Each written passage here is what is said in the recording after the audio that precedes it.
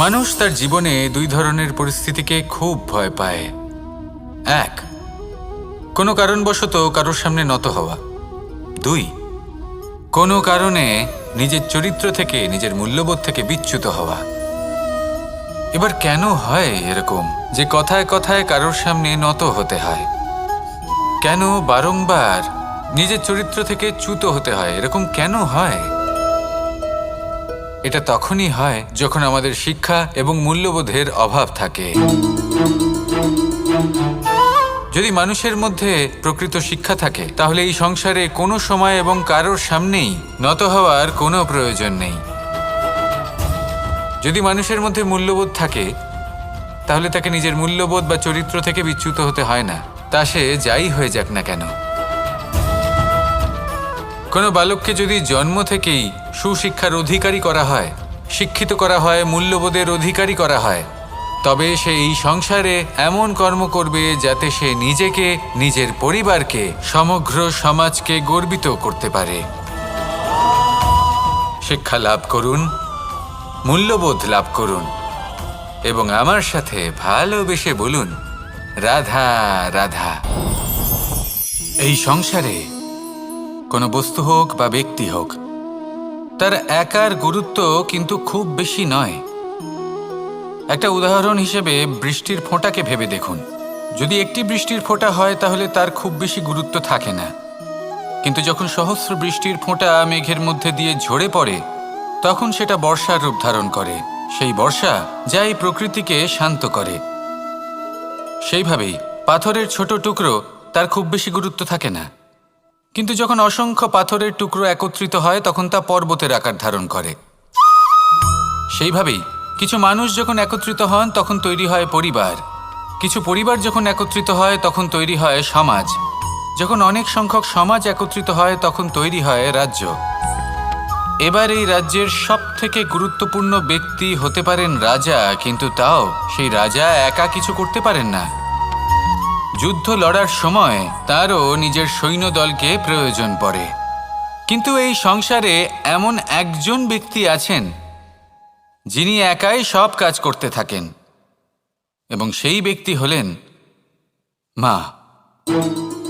আমাদের জীবনে একজন পিতার ভূমিকা কিন্তু নিঃসন্দেহে অমূল্য, কিন্তু আমাদের সকলের জীবনে যে ভূমিকা একজন মায়ের তা অন্য কারোর থাকে না। একজন মা একাই সন্তানকে বড় করতে পারেন, সংস্কারী করে তুলতে পারেন, তার জন্য পরিশ্রম করেন। আর এত কিছু কাজ করার পরেও তার কাজের জন্য তিনি প্রশংসা অবশ্য পান না। উল্টে যদি সেই সন্তান অনুচিত পথে চালিত হয়, অনুচিত কর্ম করে, তখন সেই মাকেই অপবাদের পাত্র হয়ে উঠতে হয়। আমাদের জীবনে মায়ের যোগদান কতটা সেটা বুঝুন।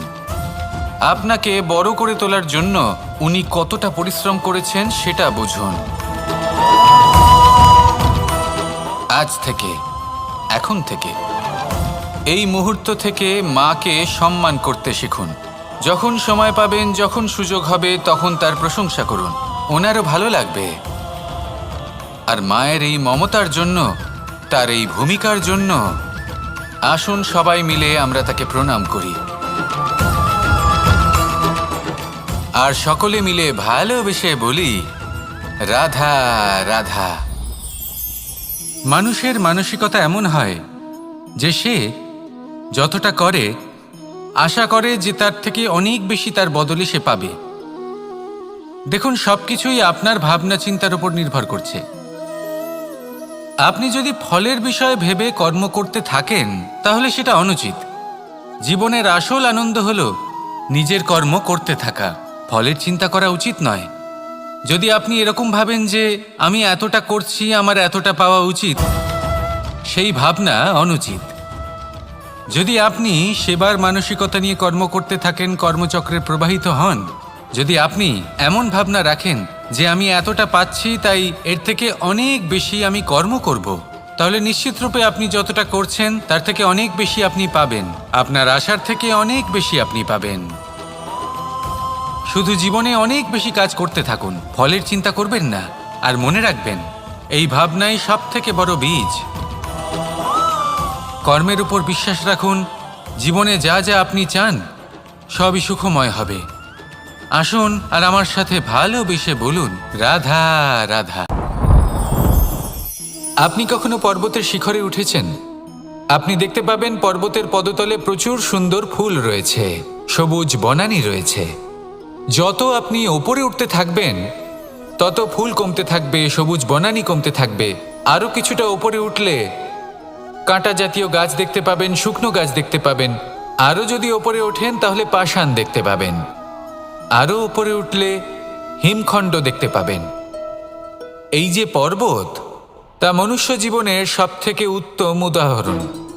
মানুষ যখন সাফল্যের শিখরে পৌঁছতে চান, মহানুভবতার শিখরে পৌঁছতে চান, পথে যত আস্তে আস্তে ওপরে উঠতে থাকেন ততই ভৌতিক বস্তু তার থেকে বিচ্ছিন্ন হতে থাকে। যদি তিনি সেই ভৌতিক বস্তুগুলি ত্যাগ না করতে পারেন তাহলে কখনোই সেই স্থানে পৌঁছতে পারবেন না। আর মানুষ যদি উচিত ত্যাগ করতে পারেন, পথে অগ্রসর হতে থাকেন, এগোতে থাকেন, তাহলে একদিন না একদিন তিনি মহানুভবতার, জ্ঞানের, সাফল্যের হিমের স্বাদ অবশ্যই লাভ করবেন। মনে রাখবেন, মানব জীবনের ত্যাগ হলো অত্যন্ত গুরুত্বপূর্ণ অংশ। আসুন আমার সাথে ভালোবেসে বলুন, রাধা রাধা। আপনি কখনো কোনো বাজকে নিজের বাসা বানাতে দেখেছেন? এই বাজ যখনই কোনো বাসা বানায় তখন উঁচু গাছের ডালে বা কোনো পর্বতের শিখরে বাসা বানায়, অনেক উচ্চতায়। আর সেখানে তার সন্তানও জন্মগ্রহণ করে। যখন এই সন্তানেরা জন্মায় তখন এই বাজ খুবই ভালোবেসে এবং খুব সাবধানে এদের পালন পোষণ করে। নিজের ঠোঁট দিয়ে তাদের ঠোঁটে খাবার পরিবেশন করে।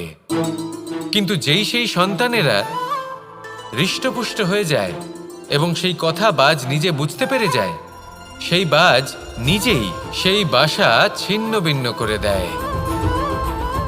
সেই সন্তান যাদের সবেমাত্র ডানা গজিয়েছে, কিভাবে উড়তে হয় তারা জানে না, সেই সন্তানগুলিকে উচ্চতা থেকে ঠেলে দেয়। সেই সন্তান প্রথমে ভয়ভীত হয়ে যায়।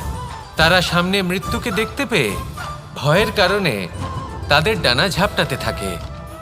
আর সেই প্রক্রিয়াতেই সেই সন্তানগুলি উড়তে শুরু করে দেয়। এবার এই ঘটনায় আমরা কি শিক্ষা পেতে পারি? এটাই, যদি আপনি মাতা পিতা হন তাহলে নিজের সন্তানকে অবশ্যই স্নেহ করুন, কিন্তু তাদেরকে নিজের আঁচলের তলায় বেঁধে রাখবেন না। যদি আপনি চান আপনার সন্তান জীবনে উন্নতি করুক, তাহলে নিজের মুঠো থেকে তাদের স্বতন্ত্র করে দিন। এই সংসারে সংঘর্ষ করতে দিন।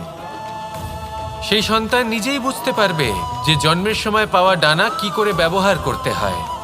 আর আপনার চোখের সামনে আপনার সন্তান এই আকাশে উড়তে থাকবে। তাহলে আসুন আমার সাথে ভালোবেসে বলুন, রাধা রাধা। এই সংসারে সব থেকে বড় ব্যক্তি কে? আপনি বলবেন, এ কেমন ধরনের প্রশ্ন? কিন্তু এটা হলো সব থেকে উচিত প্রশ্ন। কেউ এর উত্তর দেবে যে সেই মহাপ্রতাপী রাজা, তিনি হলেন সব থেকে বড় ব্যক্তি, সেই বড় রাজনীতিবিদ, তিনিই সব থেকে বড় ব্যক্তি। আমি আপনাকে জানাই যে সংসারের সব থেকে বড় ব্যক্তি হলেন তিনি, যার সাথে দেখা করলে আপনি নিজেকে ছোট মনে করবেন না। কোনো ব্যক্তি যিনি সব থেকে বেশি শক্তিশালী, আপনি যদি তার সামনে যান তাহলে উনি আপনার অন্তরের শক্তিকে বাইরে বের করে আনবে। আপনার অন্তরের লুকিয়ে থাকা শক্তিকে জাগ্রত করতে প্রেরণা প্রদান করবে। তিনি হলেন বড় ব্যক্তি, তিনি হলেন মহান ব্যক্তি। তিনি নন যিনি নিজের বল এবং ঐশ্বর্য দ্বারা আপনাকে তার সামনে ছোট প্রমাণ করবেন। এবং সেই জন্য মহাদেব আমার আরাধ্য হলেন আমার খুব প্রিয়। কারণ রাজা হোক বা ফকির, কেউ যদি ওনার সামনে যান তাহলে সে নিজেকে ছোট মনে করেন না। আপনিও যদি জীবনে অনেক বড় হতে চান তাহলে কাউকে কখনো নিজেকে ছোট মনে করতে দেবেন না। তার অন্তরে বড় হয়ে ওঠার প্রেরণা প্রদান করুন। আসুন আমার সাথে ভালোবেসে বলুন, রাধা রাধা। সূচের শেষে একটি ছিদ্র থাকে যার দ্বারা আমরা এই সুতো পরাতে পারি। আর তারপর সূচের সাহায্যে এই সুতো দিয়ে বস্ত্র সেলাই করা যায়। কিন্তু যদি সুতোটা সোজা করে ধরা না হয় তাহলে সূচে কখনো এই সুতো পরানোই সম্ভব নয়। যদি এতে কোনো গিঁট পড়ে তখন তা কখনোই এই ছিদ্র দ্বারা প্রবেশ করা সম্ভব নয়। ঠিক এইভাবেই যদি আপনি কারোর জীবনে প্রবেশ করতে চান, কারোর অন্তরে প্রবেশ করতে চান, তাহলে আপনাকেও সহজ থাকতে হবে। এতে কোনো গিঁট থাকলে চলবে না, অর্থাৎ মনে যাতে কোনো মালিন্য না থাকে, যেন কোনো কুচিন্তা না থাকে। যদি এসব থাকে তাহলে আপনি কখনো কারোর জীবনে প্রবেশ করতে পারবেন না। আর যদি কোনোভাবে আপনি প্রবেশ করেও যান তাহলে তার মনে ঘর করতে পারবেন না। নিজেকে এই সুতোর মতন করে তুলুন, সহজ। মনে যেন কোনো কুচিন্তা না থাকে, সবার প্রতি যেন সদ্ভাবনা থাকে, শুভ চিন্তা থাকে। এমনটা করতে থাকুন। এমন একটা দিন আসবে যেদিন এই সমস্ত সংসারের ব্যক্তির মনে আপনি বাস করবেন, আর তখন এই মন প্রসন্ন হয়ে বলবে, রাধা রাধা। কথায় আছে যে এমন কোনো অক্ষর নেই যার দ্বারা কোনো মন্ত্র হয় না, এমন কোনো বনস্পতি নেই যা নিজেই একটা ঔষধি নয়, পৃথিবীর এমন কোনো ব্যক্তি নেই যার মধ্যে কোনো যোগ্যতা থাকে না। শুধু প্রয়োজন হলো যে ব্যক্তিকে আমরা খুঁজে চলেছি তাকে সঠিকভাবে চিনে নেওয়া। যদি তার যোগ্যতা, তার বিশেষত্ব আমরা বুঝতেই না পারি তাহলে আর লাভ কি রইল? এই সংসারে এমন অনেক ব্যক্তি রয়েছেন যারা ছোট ছোট অসফলতার কারণে আপনাকে এটা বলে দেবে যে আপনি কোনো কাজের নন, আপনি হলেন মূর্খ, আপনি কিছুই করতে পারবেন না। এইসব কথায় কখনোই বিশ্বাস করবেন না, কারণ আপনি এবং প্রত্যেকটি জীব এই পরমাত্মা এবং এই প্রকৃতির সৃষ্টি, যা অত্যন্ত বিশেষ। যদি আপনাকে উদাহরণ দিই তাহলে একদিকে আছে তরোয়াল, একটা বড় লম্বা তরোয়াল যার দ্বারা যুদ্ধ করা যায়, জয়লাভ করা যায়। আর অন্যদিকে রয়েছে একটা ছোট্ট সূচ, কিন্তু যে কাজ একটা ছোট্ট সূচ করতে পারে তা একটা তরোয়াল দ্বারা সম্ভব নয়। এর অর্থ হলো এটাই যে প্রত্যেকটা রচনা অত্যন্ত অমূল্য এবং অত্যন্ত বিশেষ হয়। তাহলে বিশ্বাস রাখুন যে আপনি অত্যন্ত বিশেষ একজন, আর প্রেমের সাথে বলুন, রাধা রাধা। এটা হলো ধান গাছ। এর থেকে যে চাল উৎপন্ন হয় তা মানুষ গ্রহণ করেন। আর এটা কি? এ হলো জংলি ঘাস। একবার ভেবে দেখুন, যদি এই জংলি ঘাস ধান গাছের আশেপাশে থাকে তাহলে কি হবে? ধান উৎপন্ন হতে পারবে? তা উৎকৃষ্ট হতে পারবে? আমরা কি তা গ্রহণ করতে পারবো? কখনোই নয়। এই জংলি ঘাস ধানকে নষ্ট করে দেবে, কিন্তু নিজে জীবিত থাকবে। এটাই হলো আজকের শিক্ষা। এই সংসারে যদি আপনি নীতির পথে চলতে চান, উচিত কর্ম করতে চান, সংসারকে সেবা করতে চান, তাহলে জংলি ঘাসের মতো ব্যক্তিদের থেকে সবসময় দূরে থাকতে হবে। সেই ব্যক্তি যারা দুর্নীতি এবং মিথ্যা দ্বারা পরিপূর্ণ, যাদের ব্যবহার অশুভ, যাদের অনেক অশুভ গুণ রয়েছে, তারা সঠিক নয়। সেই সকল ব্যক্তি যাদের চরিত্র অত্যন্ত দুষ্ট হয়, তারা হয় শুভ চরিত্রের ব্যক্তিকে একদম নষ্ট করে দেয়, নয় নিজের মতো বানিয়ে তোলে। তাই যদি আপনি নীতির পথে চলতে চান, এই সংসারের জন্য শুভ কর্ম করতে চান, তাহলে সেই সঙ্গ লাভ করুন যে সঙ্গ জ্ঞানে পরিপূর্ণ, যাদের মধ্যে অনেক গুণ আছে, যাদের থেকে প্রতিদিন কিছু শিখতে পারবেন।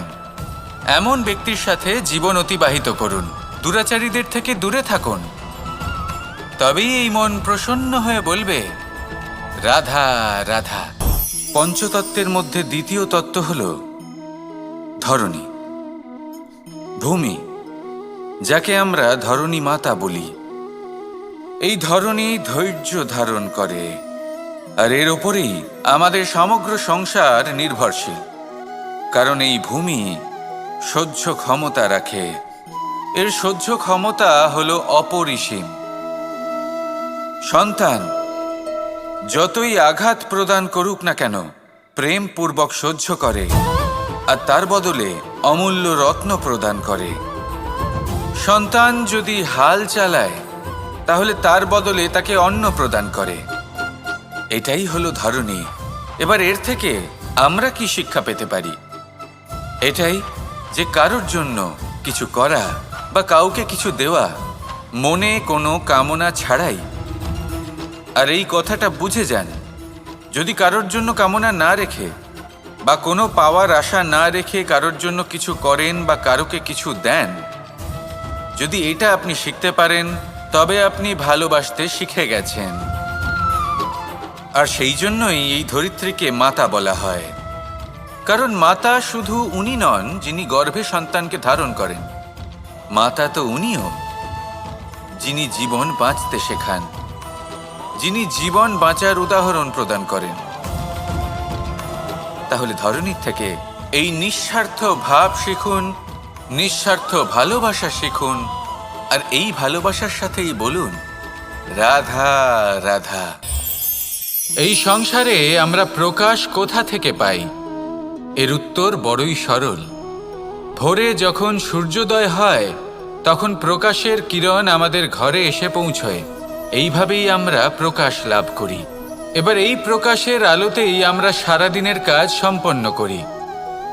সন্ধে হয়ে যায়, সূর্যাস্তও হয়ে যায়, আর আমাদের ঘর যাতে অন্ধকার না হয় তার জন্য আমরা একটা প্রদীপ প্রজ্বলিত করি। এটাই ঘটে আমাদের জীবনেও।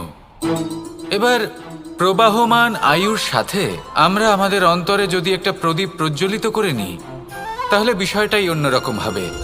এবার আপনি বলবেন কোন প্রকাশের কথা বলছি যা আমাদের অন্তরে জাগ্রত করা সম্ভব? আমাদের আত্মার মাঝে প্রেমের প্রকাশ জাগ্রত করার কথা বলছি। কারণ আমাদের এই জীবন এও হলো দিনের আলোর মতো। আজ প্রকাশ আছে, কিন্তু কোনোদিন অবশ্যই অস্ত হবে। কিন্তু অস্ত হবার আগে যদি আমরা আমাদের আত্মার মাঝে প্রেমের এই প্রকাশ উজ্জ্বলিত করে নিই তাহলে আমাদের সন্ধ্যাকালও আমরা আনন্দে এবং প্রেমে যাপন করব। তাহলে আসুন আর আমার সাথে ভালোবেসে বলুন রাধা রাধা।